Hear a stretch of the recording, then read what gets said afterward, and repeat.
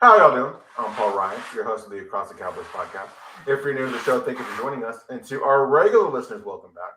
With me, as always, is my co-host, the greatest co-host in the world, Mike the Pig Crum. Mike, how are you? Doing good, my friend. Doing good. Relaxing. Getting ready. My mom's birthday's tomorrow, so planning stuff out for that. And yeah, I made some spaghetti and meatballs, and Mm. the Laker game's coming on, so we'll see if Toronto always whoops their butt no matter what. It could be Toronto's G League team, and they beat us every time. So we'll see how they do against them. Anthony Davis looking pretty good lately, my friend. He is, and this team's only a half game out of the loss column from the fifth spot. So, Dude, I have a feeling maybe Dallas and Lakers might be in a play-in game. We'll have to do a preemptive podcast just about the Lakers Mavericks playoff game.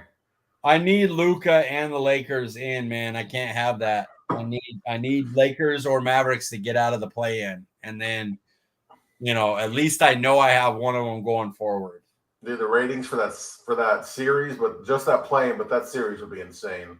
Oh man, set me up with that. Let's do Mavs Lakers Western Conference Championship game. Oh my god, dude, it'd be insane.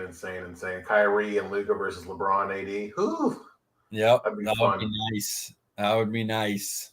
All right, so before we lose our listeners right off the jump, let the people know where they can find you on Twitter, Mike. At CD Piglet, guys, nice and easy. I need a haircut. Guys, I'm Paul Ryan. You can find me on Twitter at Paul_Ryan15. I too also need a haircut. I'm not going to get one though.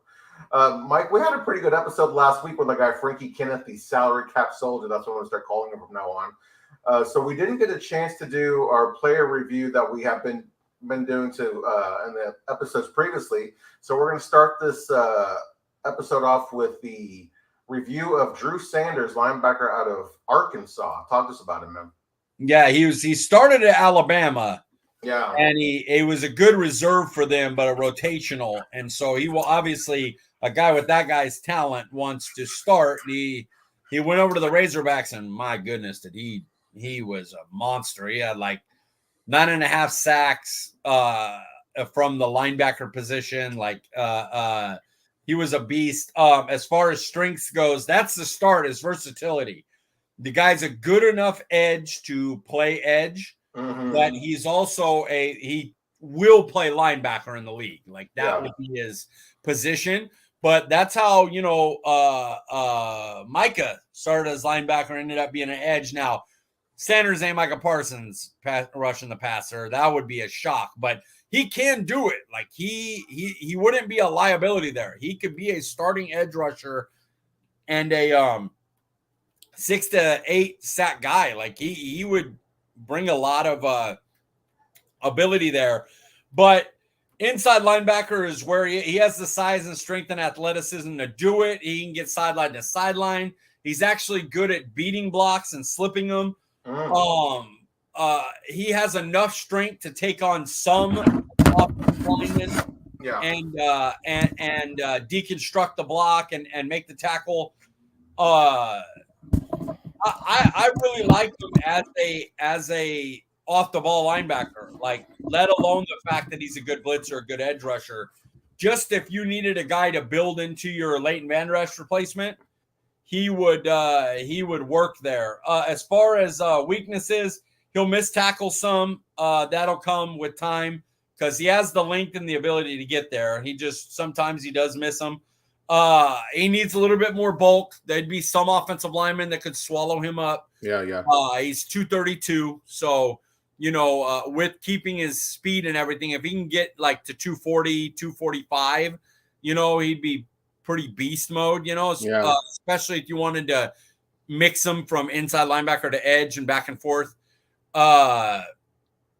He's not great change of direction. He's a good cover linebacker. Like he can do that too, but you get a shifty guy that can, do the little move they did on Bradbury, the inside out, if you get guys like that, he is changing direction. He can get beat on those.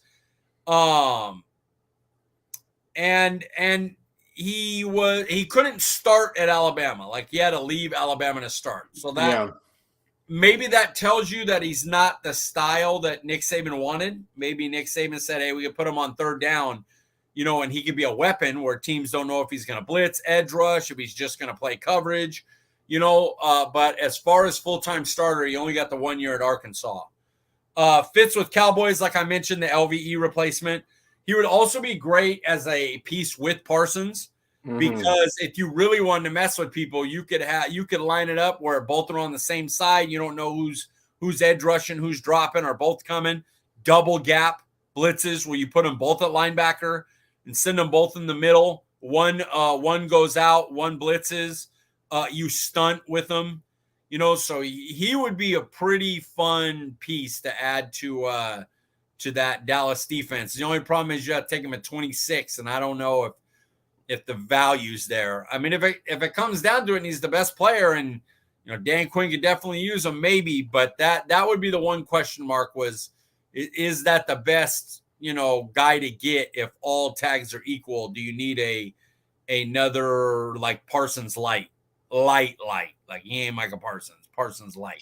But I mean, if he were to have the rookie year that LVE had, I mean, that'd be a nice first round pick, though. You know what I mean? That'd be clean. And if he and I believe that if he was healthy, he would be better than LVE.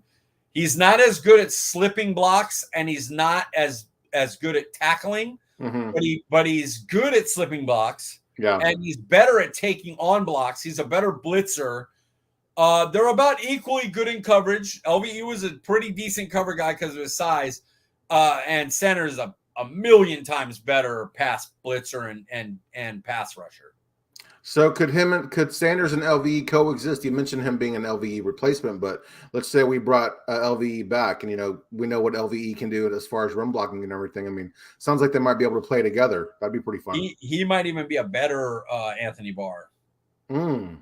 Yeah, because Anthony Barr had the ability to pass rush. They never really unleashed that with him, but that was always his thing in Minnesota was he was a pass rusher. Yeah.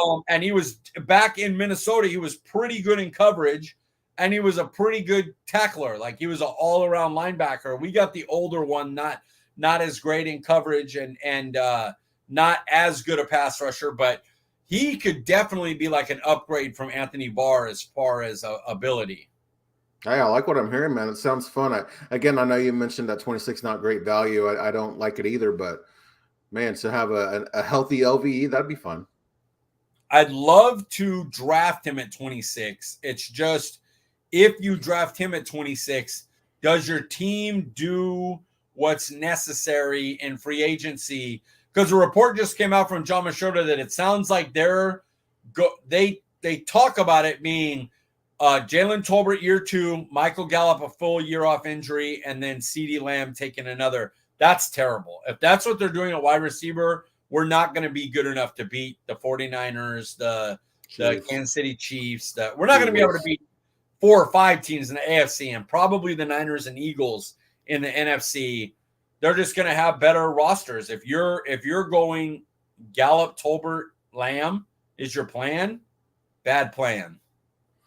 Yeah, that's scary. When I hadn't heard anything about that, I've been listening to the draft show pretty regularly, and I listened to the most recent episode, and Aisha was saying that she wasn't that impressed with this linebacker crew, but I don't remember who they said they thought was the best linebacker in this class. Do you think Drew Sanders is the best linebacker in this class?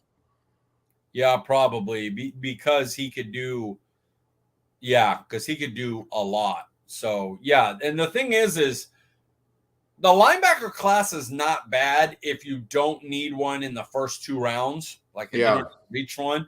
But if you can get like Sewell in round 3, you'd probably have to be early round 3. But for teams that are in early round 3, if they could get them, that's good. DeMarvion Overshown, love him as a former safety that can come down. A lot of wingspan, a lot of athletic ability, real good ability to blitz. Like there's some linebacker weapon types that could play the Javon Curse. Maybe to a lower end Donovan Wilson type role.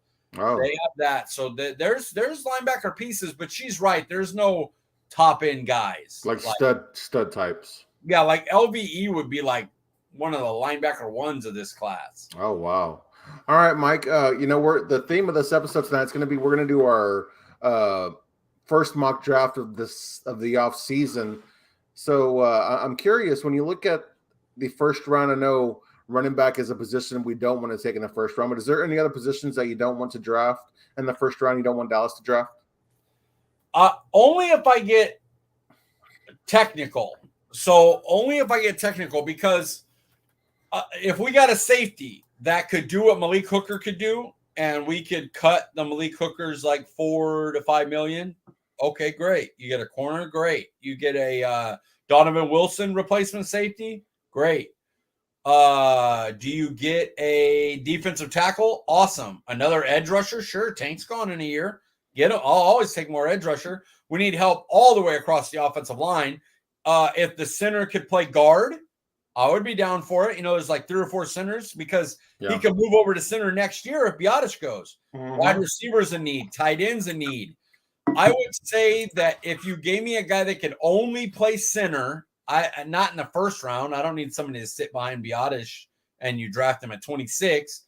And I don't need a straight off-ball linebacker. Now, if it's a Sanders type that can also blitz and play edge, absolutely. If it's just a guy to replace LBE, then no. How you doing, Jordan? Yeah, for me, Mike, I like your breakdown there. That makes a lot of sense. If we get, we always want good players, but just to answer the question, I don't want a cornerback. I'm comfortable with the guys that we have. I'd like to see Kelvin Joseph in his 3rd year. I'd like to see what my guy Mukwamu could do with a starting role. Of course, we have Deron Bland, and the reason being is I feel like if we take one in the first round, that means it's the end of Diggs' time here in Dallas. I get the thought of that, but I don't know if it's for sure the end. The 26th pick, you get a corner. Bland becomes your slot guy. Mukwamu becomes your defensive back utility that could play all the corner spots and play some safety. And then if you sign Diggs, you look at it, okay, so you always put a certain amount of money into each position, right? So cornerback, you sign Diggs to your big, top whatever deal. Yeah. Bland's on a rookie deal. The rookie first-round picks on a rookie deal. Israel McQuamu's on a rookie deal. Yeah. Kelvin Joseph's on a rookie deal. Yeah. Nashawn Wright's on a rookie deal. Like, I don't think it is the end. I think the only way Diggs leaves is if, he just wants to go somewhere else and get more paid. Like, he just doesn't really want to be here. I think the Jones will pay him, top market cornerback value. That's funny you say that, because it sounded like a couple of weeks ago, I know you mentioned that it was about 60-40. You thought that Diggs would stay here. So I guess I took that as you didn't think that there was a chance he would stay here. No, I believe that the 60% is the front office paying him. The 40% is, does Diggs want to stay here with the media circus? Does he want to go play with his brother? Does he want to deal with it's hard to be that, like, dude had 11 interceptions the year prior, and then this last year was shutting guys down, and a couple guys beat him on some trick plays that he fell for the bait, and it was like, man, you sure you want to pay this guy? Like, what? Yeah. He's already had to get off of his Twitter once, so it's hard being in Dallas. So he may think, I can get paid anywhere. I'm going to wait, take my tag, and then go, play with my brother, because they're going to pay me top dollar anyway.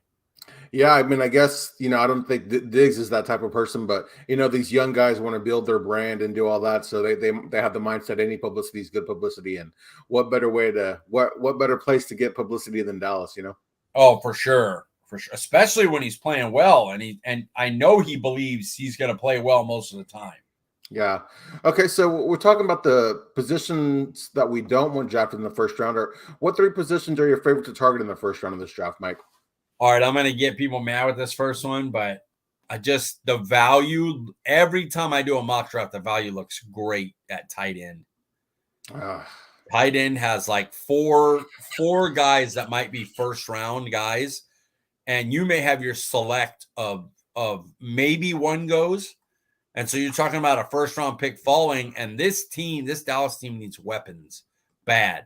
Not receiver, not running back, not weapon, wherever you can get them. Tony Pollard is a weapon. CeeDee Lamb is a weapon. Get him another weapon. If it happens to be tight end, great. My thing is, I do love Jake Ferguson, But man, Jake Ferguson is a 2, Hendershot is a 3. Being able to use those guys like as utility weapons around the field, and then getting a guy we'll talk about later that I like. DT is my second one, and that's because you might be able to get the number one technique in the draft, whether it's Mazzy Smith or Ika. Like having I would just love that, to get Mazzy Smith at pick 26 and just have your one technique that has a little bit of pass rush, but is going to be trouble for every team going to have to double team him for the next 5 years would be oh God, it would make me so happy. And then corner is my last one. And I think the difference between me and you in corner is I just don't think it affects Diggs, because if you get them in the first round, I don't think it affects the front office. I think the front office wants to keep Diggs no matter what, because he gets turnovers, and he's marketed that way. So mine would be tight end, DT, and then corners. I think I have 6 first-round grades at corner. Yeah. I need to go back over that, but there is a chance one of those guys falls you at 26 and you get a first-round graded player. And so, yeah, that's my top 3 positions. The draft show team loves Joey Porter, and they also love Banks out of Maryland. Those are my 2. Witherspoon's my number 1, but he'll be gone. Joey Porter is my number 2, but he's likely to be gone. Yeah. My number 3 is so mean.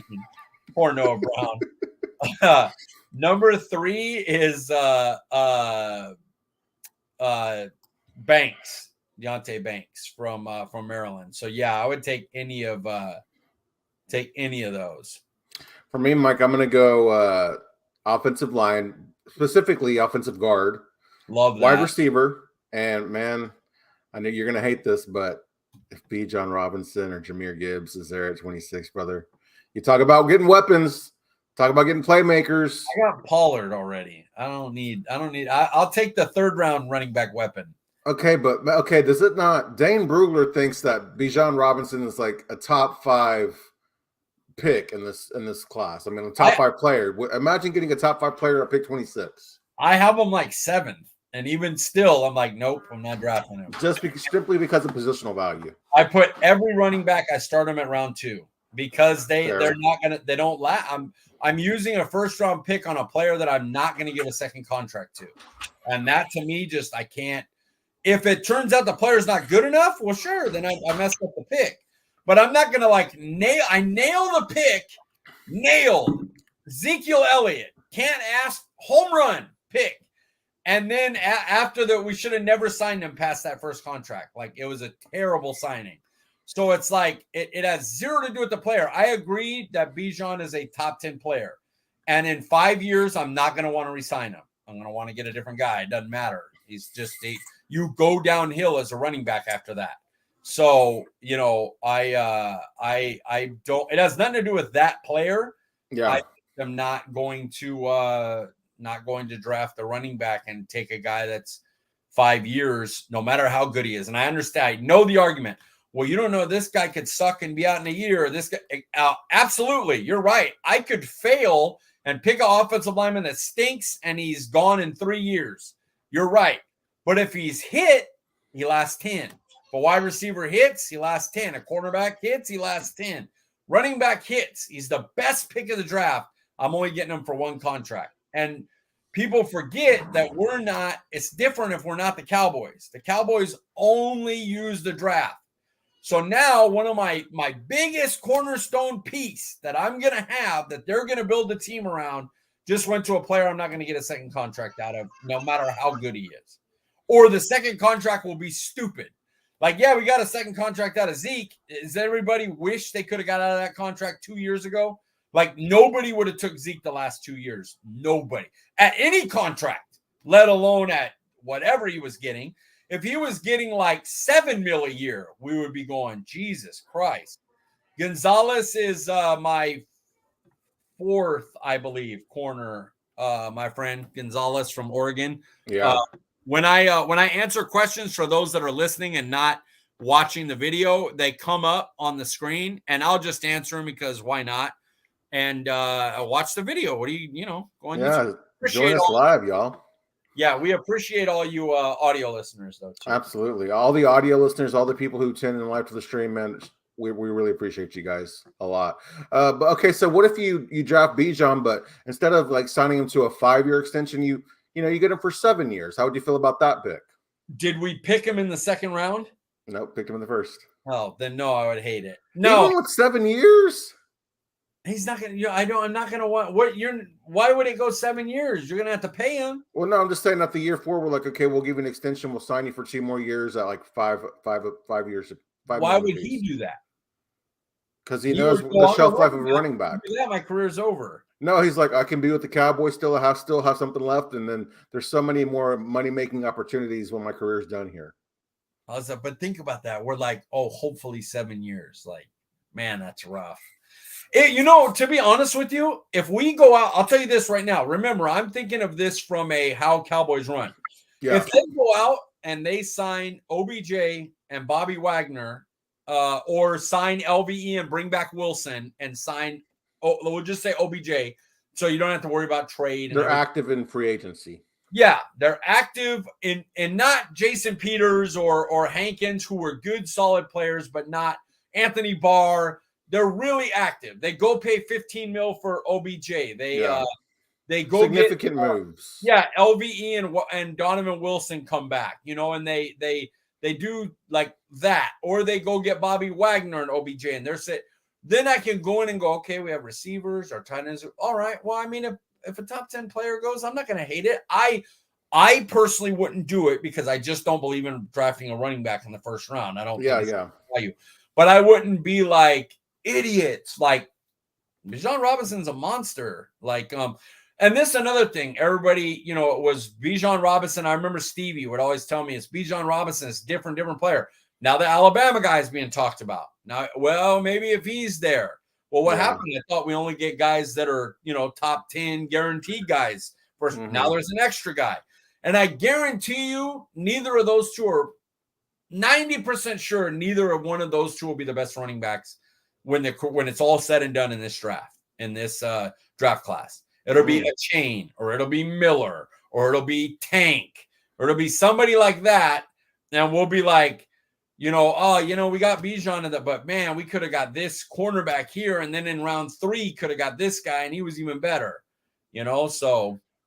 Is it a Chain? I don't know why I thought it was Acne for some reason. I don't know how to pronounce his name. But no, I mean, I know the other day you said that he was your number 3 running back in this class. The dude's got some wheels, man. Yeah, I like him a lot. I like Miller from TCU. I watched a lot of him because Cowboys like him. Yeah. They've already talked about him coming in for a visit, Him and Tank Bigsby, right? Did you watch any Tank Bigsby? Yes, I have. What do you think of him? Good. I would not mind getting him. And he I got to go through my notes to see which ones because there's specific styles each one runs that I think would work well with Pollard. Right. That's what I was going to ask.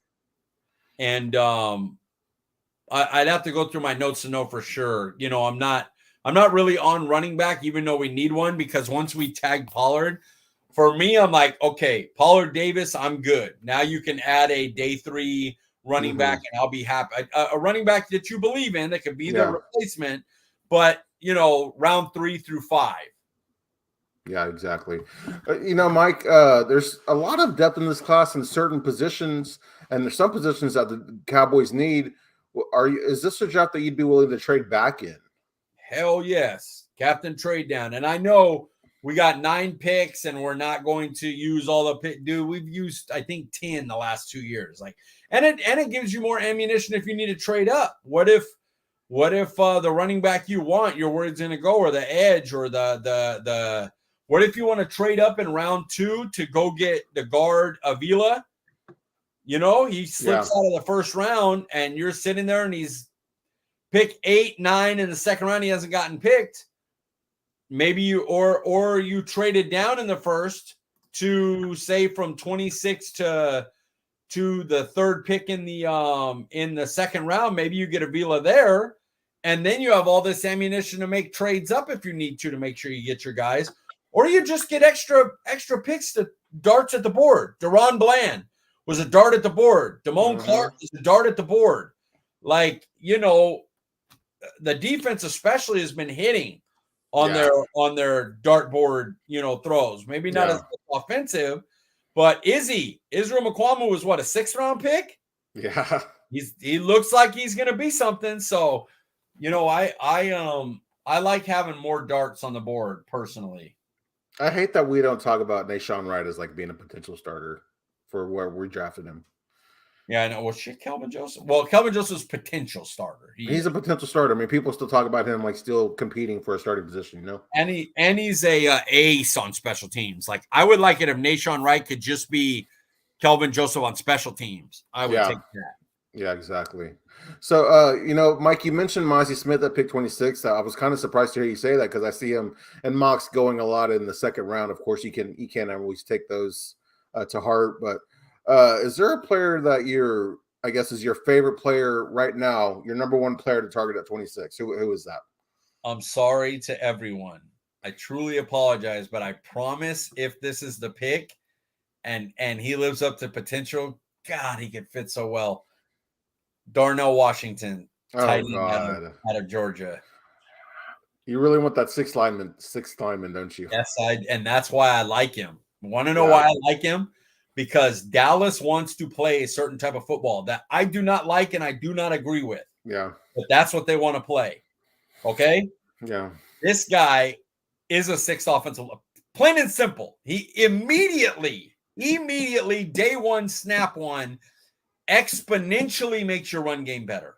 Because we'll say it a million, everybody, Dan Rupert and everyone else will tell you, get a good O-line, I'll get you a running back whenever. Well, get a good O-line and a tight end that can block really well, and you can run like the Niners. You can run like Baltimore. Okay? Now, add to that this freak show, he's so athletic for his size, and he's a giant. So, okay, say he never lives up to the hype as a pass catcher elite. He doesn't live up to his gauntlet run. His gauntlet run was fantastic. But he just doesn't live up to that, right? Okay, right now you have an elite blocker who is a red zone destroyer because the minute he play actions, whoever is against him has to go, okay, this alignment coming at me, blocking. The first thing you have to do is worry about his blocking. Then when you go, he slips right by you. Whoop, 6'7", throw it up to me. Like, just on that alone, his fit with Dallas would be unbelievable. And the thing is I have him as a 2nd round grade, but you're not going to get him in that pick of the 2nd round. Matter of fact, you may not get him at 26. Some team might go, he's too athletic, he's 6'7", he's an elite blocker. Like, he just does too much well. I'm not going to let him fall past us. If my 1st round grades are gone, he's going to be a 2nd round guy that I'm like, okay, because his floor is starting tight end. Like, floor right away is he's a starting tight end because he's going to be great in the red zone. He's going to be a great blocker. So I just love and it's one of those things where I had a 2nd round grade on him from his tape because you really didn't get to see them use him in the passing game. It's just not what Georgia does. And so, you know, how do you evaluate his production? You know? Yeah. But man, he goes to the combine and he runs the gauntlet the way he does. And he makes oh yes, watch him. The thing is, Jordan, the thing that's crazy is there's not a lot of highlights. His name's Darnell Washington, tight end out of Georgia, but there's not a lot of highlights because he was a blocker. He was legit a 6th lineman. Nobody knew he had the athleticism he did at 6'7", friggin' whatever he is. So just give it, because he really could be Gronk, dude. He could. Go ahead. Does the name Martellus Bennett mean anything to you? Yes, and I'd take Martellus Bennett, but his attitude was a problem here. Yeah. But you want to talk about a guy that would fit right now in Cowboys? Martellus Bennett as a blocker and then a play action pass catcher. That's Darnell Washington's floor. Like, if you're comping him, you're saying, well, he's Martellus Bennett or he's Gronk or he's somewhere in between. So give me that all day at pick 26. Man, it's just Martellus Bennett, Gavin Escobar, Blake Jarwin, or the guy from Baylor who was like a basketball player who never really materialized but had athletic ability. I just feel like we've had guys like that in the past and we never did anything with them ever. None of them could block like this guy. Like this guy is legit. This guy's 30 pounds away from being a right tackle. Like he's like 275, right? Like 275, right? Isn't he that much? Or I want to say 257. I have it in my notes. Let me check. But the thing about it is, I thought he was at least 260, 265. I'm probably wrong though. Let me see. Jordan Stack says, I was going to say earlier that we need a tight end that can block, so I agree with you. Dude, I'm sure we do, but not at pick 26. It's not just that he blocks. It's that we need a weapon. We need weapons on offense. And CeeDee Lamb, Tony Pollard, Darnell Washington would be how do you guard? You have to double CeeDee Lamb because he's a monster. Okay. Yeah. Then you have to have somebody watching Tony Pollard out of the backfield because he's a monster in the run and pass game. And now you have this guy who not only do you have to worry about, oh my God, if this is a run, I'm going to get mauled. He's washed a whole defensive line before, just moved them down the line on a where he had to come down the line and just boom hit while everybody shifted. And he just moved like 3 people. It was like ridiculous. But not only that, but then you have him at 6'7" running against your guys. So what do? The guy's a giant and has really good hands. Like his hands. What did I believe it was Locked On. It was either Locked On Cowboys or Draft Show said it perfectly. They were like, they didn't give him the opportunity to catch a lot, but when he had to do it, he didn't look like he was out of place doing it. Yeah, he looked like fine, do it. Like, hey, give me the ball more. They just didn't ask him to do it. It wasn't a thing like, oh, could he learn this? Like he knows how to do it. Yeah. Just is he gonna go to a team that throws it, gives him 60, 70 targets? So I was gonna ask this question here in a minute, Mike, but I'm gonna ask it now. I don't have one, but I want to hear yours. Do you have a pet cat early on in the draft process? Devin Witherspoon, I friggin' love.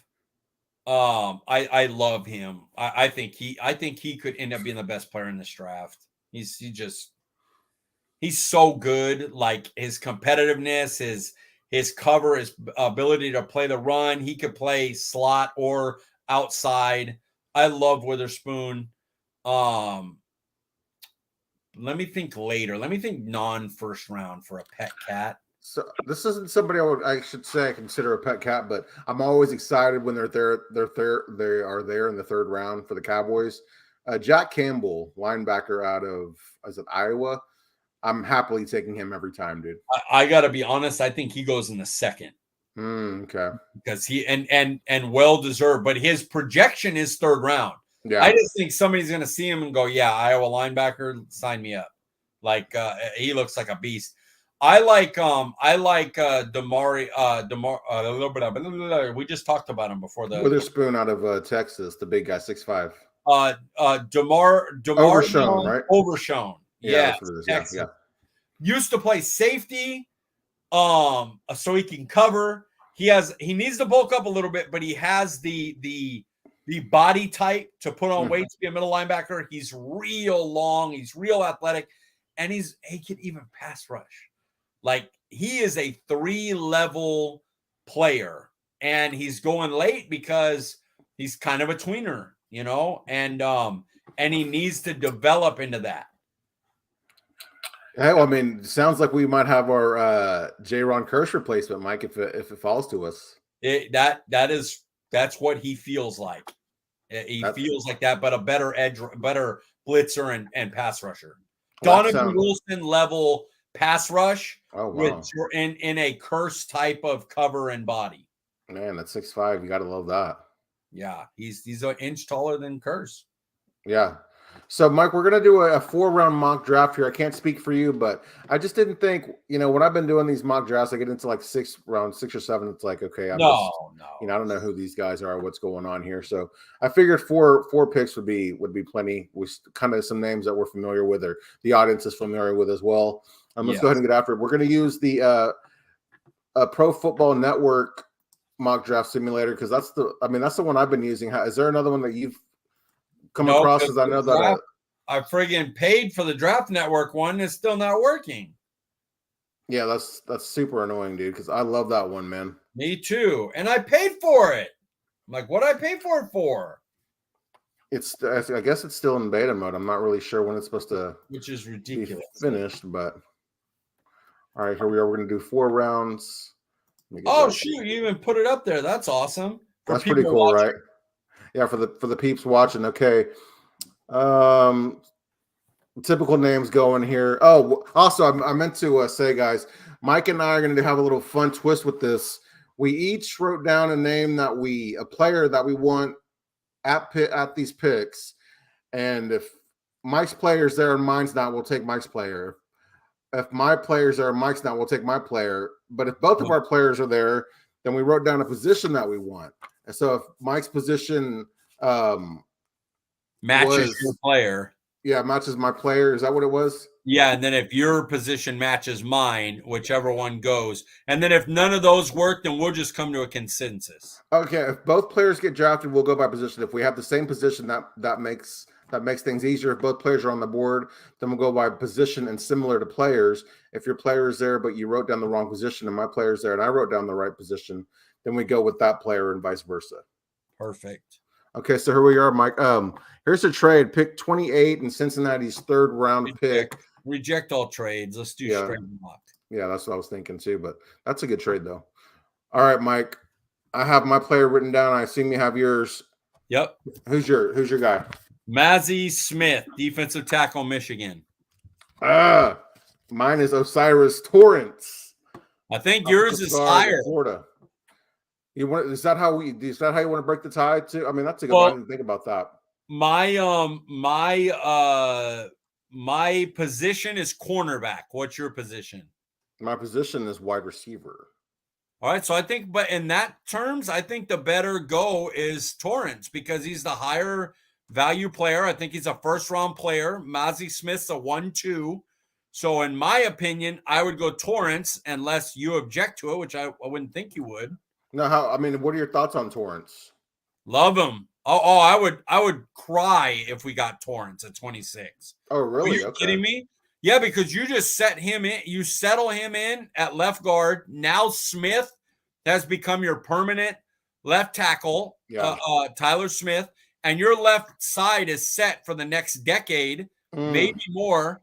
And then you have Steele there, and you tell him, hey, we're going to see what's up with Tyron Smith. We'll see what's up with Steele and how he's ready. We'll have you at right tackle until he's ready to go, and then you decide what you want to do. It's a great problem to have is to have Tyron Smith and not know where to play him. Right.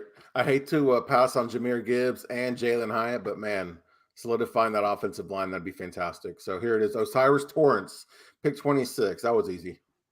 Yeah, I made it easy.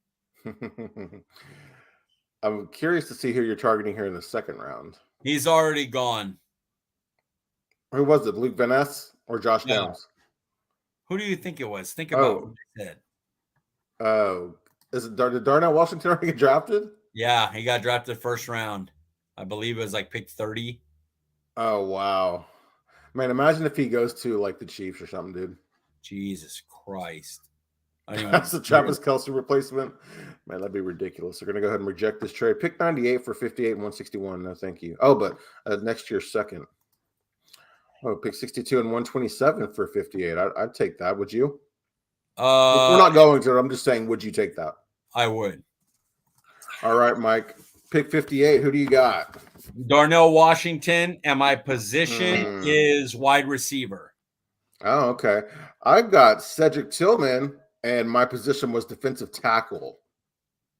And Cedric Tillman is still here, sir. How do you feel about him? Yeah, I'm in. That sets up your wide receivers. So you're good to go. Damn, I had Marvin Mims later on. I'm glad that they're moving him up the board. That's good. Yeah, he had been there, man, for a long time prior to the combine, like in the 3rd round. I was always happy to take him at pick 90, I believe is what it is. Hey, we did the right thing with our first 2 picks. We're helping Dak Prescott. Yeah, for sure. Now you got me curious about Darnell Washington, man. Bro, that size, that speed, that size hands, that when I saw him run the gauntlet, I said, "Oh, this is my guy at 26." Like Oh that's all I wow. needed to see. If he has any real wide receiver ability, I would be in. Holy cow, Mike. Your guy Mozzie Smith is here at pick 90. How that's not even close to realistic, is it? No, I can't imagine him with that freak show athlete with did he have that bad of a combine? Maybe, keep that because there might have been something at the combine medical or Yeah. something that made him drop some. So it's possible that he goes in the third, but I'm running to the podium if he's there. I will fight a human being. So our guy JJ, he says he likes Torrance. He says we're picking guard 2 years in a row. It's almost like O-line is important or something. It's true. Very true, Well, JJ. last year though, we ended up getting our future left tackle. It seems. I Although, if love you it, made dude. me guess, I think he starts at guard this year. I think Tyron's left tackle, Steele's right tackle, and I think Tyler Smith replaces Connor McGovern. That was their plan all year last year. Yeah. They tried to do it when Peters was left tackle before Tyron Smith, the week before Tyron Smith was coming back. It was or when Steele went out and Tyron Smith went to right side and Peters went to left side, he was the left guard. So, All right, Mike, here at pick 90, who's your third round pick? Julius Brents, cornerback, K-State. My position is linebacker. So this is a bit of a reach on my part, but I've got Ricky Stormberg, who's a center, but also has guard flexibility. He's out of I want to say Arkansas, but I'm probably wrong. And my position though was running back. So let's see. Who'd you say your guy was? Say it again. Brents, cornerback from K-State. It's probably gone. Yeah. He's gone. Yeah, it doesn't look like it. He's gone. Okay. I haven't heard. That's not a name I've heard of. Talk to us a little bit about him. Dan Quinn's wet dream as a cornerback. Okay. 6'3". You know what? Let me get his. I just did a article on him. Let me see if I can get to it real quick, and I'll tell you all about him. He's 6'3", gigantic arms. He has. Oh, you know what? I can't. I'd have to go into my word form, and it takes me forever. I'd have to sign and everything. No, that's fine. He's a giant, fast, long-armed outside corner who ran the 6'3", mind you, 198, I believe it was. I know he was right around 200, and ran the fastest 3-cone of any DB at the scouting combine. It was like a 6'3" or some lunatic thing at 6'3". I mean, he is like I think Dan Quinn would try to fight for him in the second round. I really do. Do you have any thoughts on Ricky Stromberg? I don't know if I've got to him. Let me look him up. Where is he from? Offensive center from Arkansas. I'll just read his little his profile here. A component of this is his strength. Stromberg appears to possess elite upper body strength. Furthermore, he's demonstrated solid power from his lower half. You can see this in his ground game where he routinely drives with his legs. However, it is also apparent in pass protection where he sets with a wide base to form a solid anchor.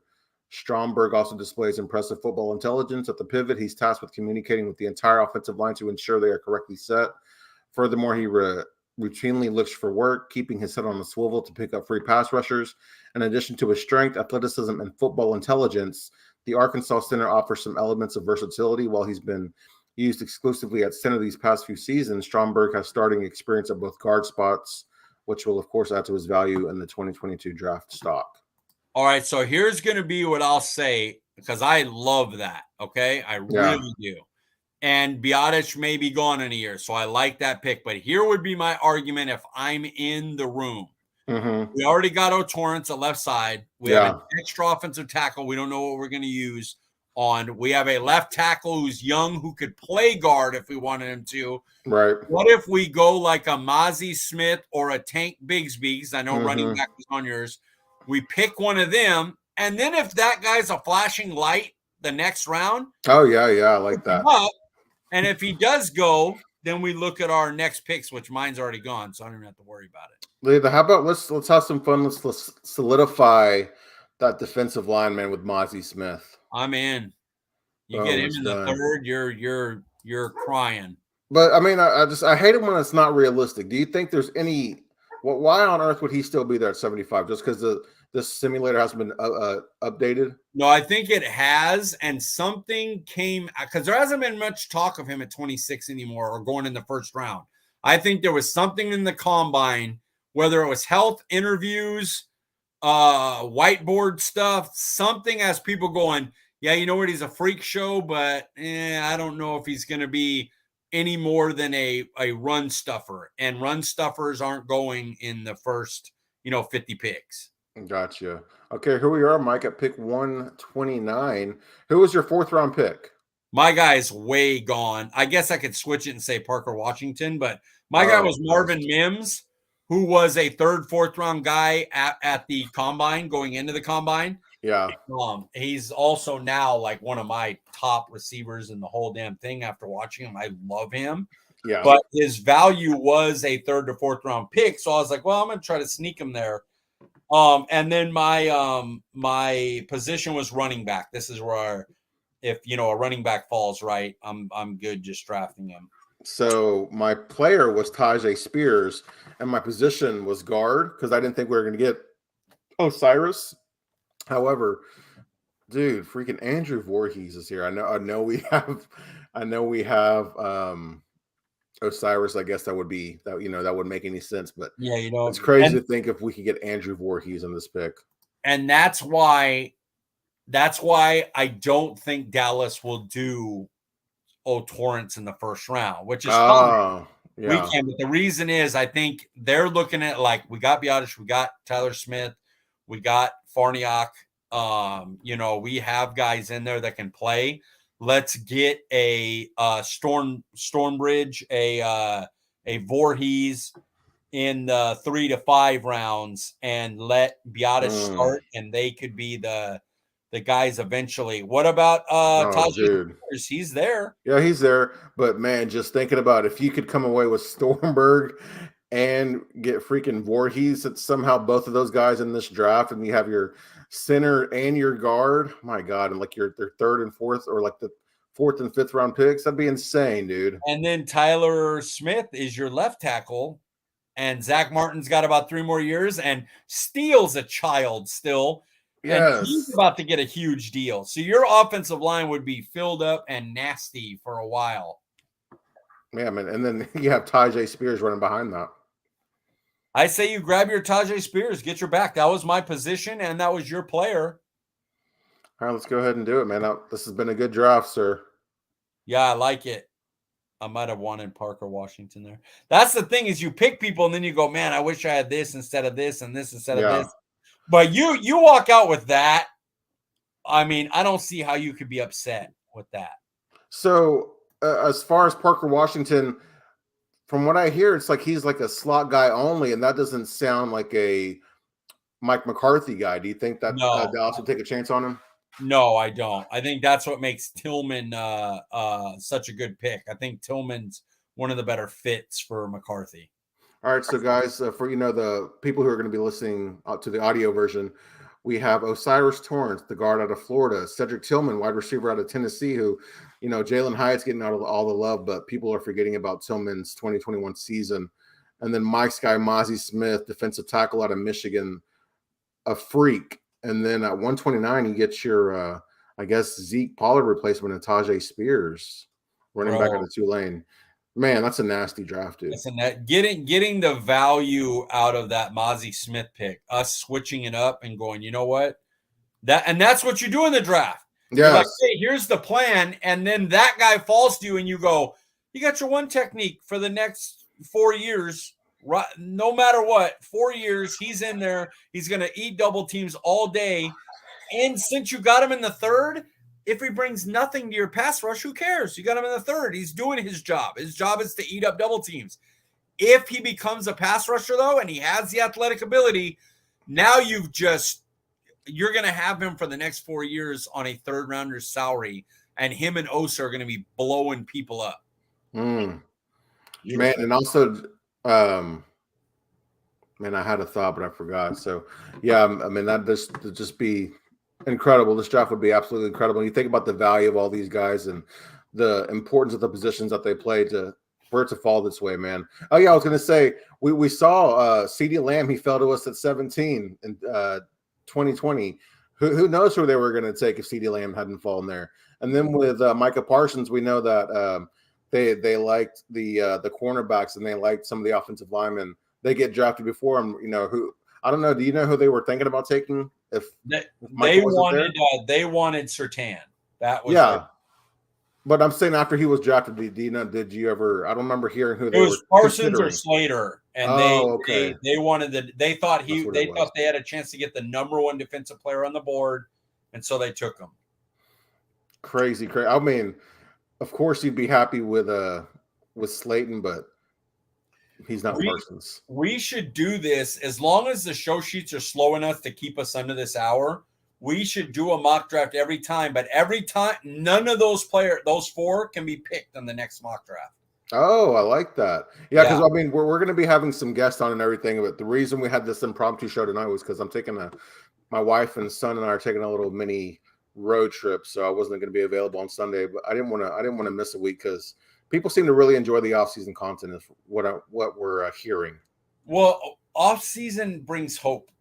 You know, even as a Cowboys fan, we've seen it a million times, but I'm still sitting here going, OBJ and Bobby Wagner, man, come on, OBJ and Bobby Wagner. You know, so it brings that hope. Everyone's 0-0. You know, you have a quarterback good enough to win with. Like, I know people hit on him, but even them, if you told them like, hey, you were gonna have a stacked roster, they would be like, well, that could win that. You know, you know, you have a good defense. You have a star like Micah Parsons. Like, you have a team that going into the offseason, you're like, okay, we have possibility of some good things happening. How would you feel about, you know, we don't get OBJ, but maybe we bring in an Adam Thielen? I don't need an Adam Thielen. I like him. I've always loved him as a player, but he isn't what we need here. Like, he's a possession guy. Mm-hmm. We need OBJ is a big play guy. Hopkins has big playability. They can also be possession guys. See, the thing is, Adam Thielen can only do one thing. OBJ can do what Adam Thielen does. DeAndre Hopkins can do what Adam Thielen does. Cooks could do what Adam Thielen does. But Adam Thielen can't do what those three do, going deep or breaking tackles and beating guys on a slant where he breaks tackle and goes to the house. You know, he's not going to do that. Oh, sorry, I didn't mean to interrupt, but what would you be willing to trade for Brandon Cooks? What would I want, or what would I bite the bullet and trade? Both. What would you want? What would you be willing to trade? I would want to do a 4 or a 5. I would bite the bullet and do a 3 because our 3 is basically a 4. And since we have 3 5s, we can make a move up if we needed to. Man, CeeDee Lamb, Brandon Cooks, Michael Gallup, Jalen Tolbert. That'd be a nice 4, dude. Yeah, and then imagine you draft a Darnell Washington at 26. That'd be pretty fun. I won't lie. I just love how he fits. Like, I think about how Dallas wants to win. Like, what we're all stuck. We hate it. We all hate it. But they want to run. They want to establish the run. They want to, play good defense. They want to win the time of possession. And then when you get into the red zone, you have Michael Gallup's ability to go up and get it, CeeDee Lamb's ability to improvise, Gallup's ability to improvise, and then you got a 6'7" monster who not only will wash your linebackers and linemen and safeties, but then if you go too heavy on him, thinking he's going to run, he just slips by you and you just go, hey, I'm going to throw it way high to the 6'7" guy. Yeah, and then, after some refinement, maybe halfway through the season or in a year or two, he's unguardable in the red zone. Yeah, and he could be unguardable in the middle of the field up seams. Like, he's not a slow plodding guy. The guy can move for 6'7". He ran like a 4.4, right? Was it 4.4 or 4.5? Yeah, it was somewhere in like the 4.51. I don't believe it was above 4.54. And that's ridiculous. The guy's a giant. And he's an offensive lineman moving like that. And he made the catch he made where he reaches behind him and like one hands it and everything. You're like, this guy's not fair. So, we're doing a little bit of draft review here. What I like about this draft, Mike, is I don't think we reached on anybody. I think the team improved, and we didn't draft for need, but yet we filled some needs. Yeah, I love it. I mean, you honestly, you made your O-line better. You made your D-line better. And if you look at Philly and San Francisco, how they win, O-line, D-line, and then you got yourself a weapon that you hope. I mean, you never know. And then you got yourself a running back that you hope is a playmaker. Offensively, they got a hit. If it's Jalen Tolbert, you miss him for a year, but at least you have guys around, like you have Pollard tagged and stuff, so you should be good. Yeah, one thing going on our side is it seems that the hit rate for day 2 receivers seems to be higher as far as year 1 goes than round 1 receivers, which I find odd. Yeah, that's crazy. All right, so Mike, Scream 6 just came out. You are the big movie guy. You've got that pass where you're frequenting the movies often. We talked a little bit about the movie, but I thought it'd be fun for you to discuss it here with the audience and kind of let them know what to expect, especially for the ones who have been loyal to the franchise or maybe looking for something to do this weekend. All right, look, there's a little bit of a spoiler alert here, okay? So I'm going to set you guys up. I went and saw 65 at 4 o'clock. Then I saw the 6:30 showing of Scream, okay? So there's a guy that wears a ghost face mask that kills people, and then the reason it happens kind of comes out at the end. I don't want to give that away. But that's the basis of the movie. So, I mean, I know that's a big spoiler for you Scream people. But yeah, it's way better than 2 through 5. Like it was pretty amazing. Like I was shocked at how great it was. And to be honest with y'all, I figured out almost all of it well early into the movie and still rated it a 9 out of 10. And if I could have done 9.5, I would have. Good pacing. Good oh shit, is this person gonna die? Oh type of shit, that kind anticipation of stuff. Yes. And then even the end, even though I tell you that I leaned over to little Denny and said, I think it's this, and it was exactly what I said. It still fooled a little bit. Didn't fool him. He knew part of it too, but there is good stuff in there, and they just do a really good job. And Jenny Ortega Wednesday, and if you haven't seen the last Scream, I don't know what to tell you. You're so far behind. But Billy Loomis's daughter, who's the sister, they're fantastic in it, and they do a good job of making you care about the ones from the last movie. Or whether it's Gail all the way through all of them, you're like. You're like, oh no, don't not, come on, get away, that type of stuff. Like, and I'm not like that in movies. And even me, I'm not talking it, but in my head, you do this move where you creep up on the seat a little, and that's about all I'll give you. I'm not a horror movie. This is about all I'll give you. But there's about 10 times during that movie where I'm like, okay, so. Yeah, I highly recommend y'all go see it. And now we need to end it while we make it under an hour. Now, I wanted to ask Mike the killer's reasoning for doing what he or she is doing. Does it make sense? Is it plausible? Is it like, oh, okay, yeah, they didn't like come out of left field with this? So it's like, oh yeah, that's very believable. They've done it before in the Scream franchise. That's all I'll give away. They've done the reasoning. Okay. They've done it before in the Scream franchise, and it's fine. Yeah, it's completely believable. Well, Mike, while we're still under our hour, before we get you out of here, remind the people where they can find you on Twitter. At CD Piglet, guys. Nice and easy. Letter C, letter D, Piglet. Guys, I'm Paul Ryan. You can find me on Twitter at Paul_Ryan15. JJ Jordan and number 3, whoever you are, thank you for tuning in, guys. We appreciate you as always, and we will see you guys next week. Now we have to